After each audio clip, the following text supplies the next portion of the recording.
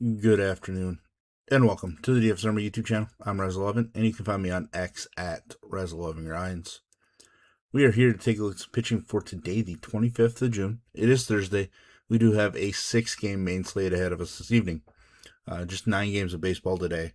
2-game early slate, which I didn't really need to include in a video because they decided to leave the Island afternoon game off of everything. So, 2-game slate, you basically just play all the main pitchers and decide which ones you're getting overweight on. This slate tonight, you're going to either play very few pitchers or you're going to play a bunch of them, and some of them you just go underweight on and sprinkle them in. I lean more towards playing fewer of them, but it's up to you kind of to make that decision because we're elite at the top, and then we have a lot of question marks the rest of the way. I don't believe we should have much to worry about from a weather standpoint. I think St. Louis could be an issue, but last I looked, we might be able to get that in. I guess I do see our weather guy at DFS Army did think that it was a PPD concern earlier this morning. I have not seen any updates yet. That's something we're going to want to pay attention to. Not because we want pitching from that game, but because we want hitting. A reminder, this is a first look at the options on the slate, and I am looking at DraftKings as that is where a majority of my action is. If you do play in FanDuel, cut my pool in half or so. Pricing isn't quite as tight. You don't have to be as creative. It allows you to get stacks you want with an upper tier-ish pitcher. We'll just go game by game. Houston, Detroit, I think both pitchers are going to be in play. Am coming off of an 11 strikeout performance against a weak Cleveland lineup, still gave up 3 runs. Like, he's just going to give up runs in his start.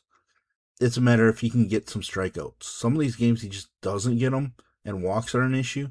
But then all of a sudden he has 8, 9, 11. I think we just have to play him on this slate. Detroit's overall offense has been weak enough, and I don't really think they have anybody that's super hot right now. MI at 6,300, probably a pretty good price. Probably going to carry some ownership because he pairs pretty well then, price-wise, with Sanchez or Schlittler on this slate. Detroit side, Troy Melton, somebody that I believe in, 22 plus fantasy points in 2 out of his last 3 starts. Strikeouts aren't really as strong as I would have thought.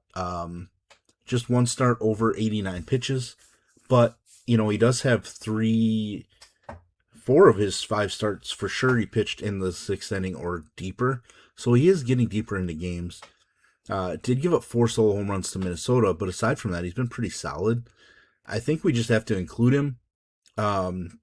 May not have the same kind of upside that MI has. The top part of the Houston lineup is pretty dangerous, especially the way that Jordan swings it, and then Pena and Paredes are swinging it right now. But I do think Troy Melton's certainly in play for us this evening. Philly, Washington, Christopher Sanchez. A lot of slates would be my favorite pitcher. He's kind of behind Schlittler tonight. 2 starts ago, had a rough one against Milwaukee. Was decent last start, but the strikeouts weren't really there. Did just give up only a solo home run. He had a ridiculous May. Started out with 2 ridiculous starts in June as well.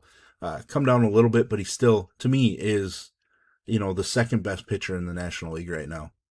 Right behind Mizorowski. Even though Sanchez did beat out Mizorowski for pitcher of the month in May. As you see,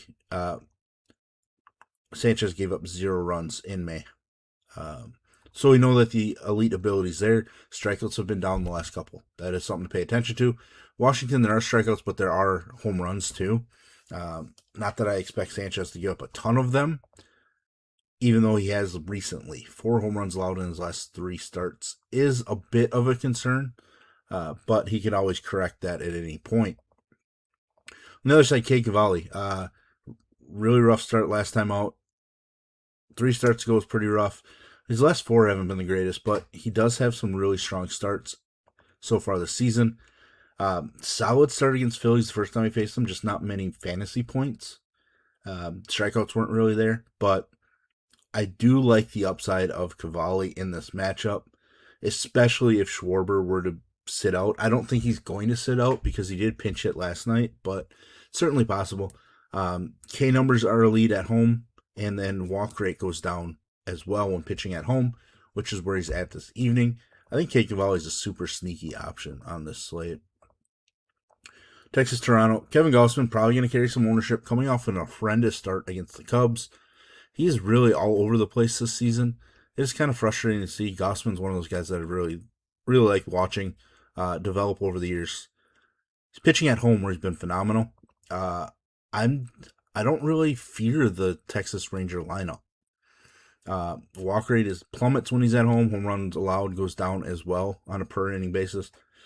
Just a great spot. I think Gausman pairs really well with Schlittler. I mean, you're spending $19K on that combination, but I think tonight's a night where you can kind of get away with it, especially if the St. Louis game plays. The other side, Mackenzie Gore. I want to use Mackenzie Gore, but I just don't know if this is the matchup. His numbers on the road are horrendous, even though his Ks are pretty solid yet.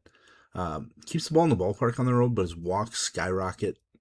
Just overall, a 1.7 whip on the road is just not going to get it done. Toronto doesn't strike out a whole lot. If there was a pitcher that I think could strike out a few against Toronto, it might be Mackenzie Gore. But that could come with some walks. Just a lot of base runners. Probably could be a better GPP play on FanDuel. I'm borderline on whether I want to play Mackenzie Gore or not. Right now, I don't plan on it. But as I get building, maybe he sneaks into my pool. I just don't really plan on using him. If he does make it in, it's probably more of an 8 to 10% sprinkle in MME. Next game, Cubs, Mets. Freddie Peralta coming off of an atrocious performance against Philadelphia.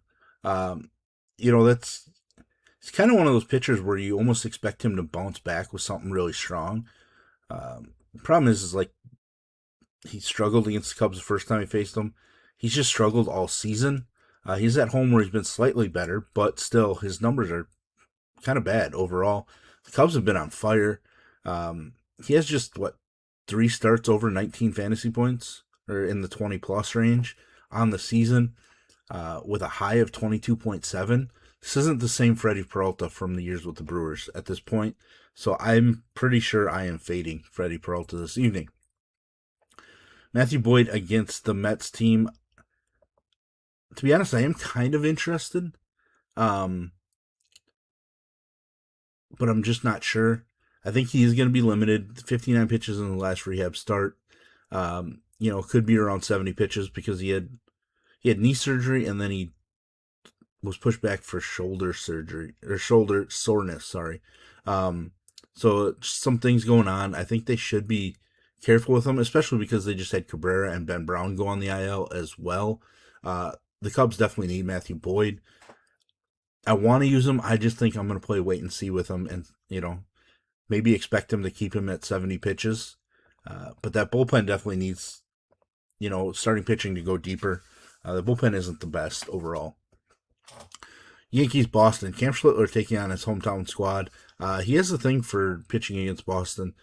Just 17.8 the second time he faced them this season. 27 in the first start against them. Coming off of a 13 strikeout performance. Now, I do worry about chasing the 13 strikeout performance.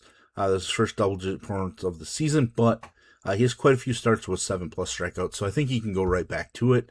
And Boston isn't exactly an offense that I fear, plus the fact that they just played in Coors coming back home. On the other side, Connolly Early, I'm debating playing Early. I think I have him ahead of Mackenzie Gore at this point. It's a volatile spot. I really love Paul Goldschmidt against him. Goldschmidt's been on fire. He wasn't very good against the Yankees earlier this season. He hasn't been as good at home either. That's an issue as well. But he does have the upside. A near 30 spot against Atlanta while pitching at home. 32 while pitching at home against Tampa Bay.